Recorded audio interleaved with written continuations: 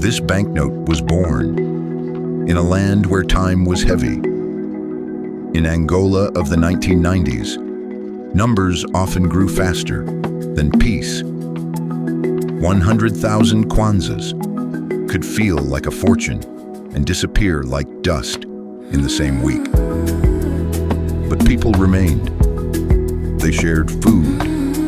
They shared shade. They shared hope. Because when money loses meaning, life teaches you to count something else. Patience, family, trust between people. Angola taught a quiet lesson. Real wealth is not what grows fast. It is what survives time.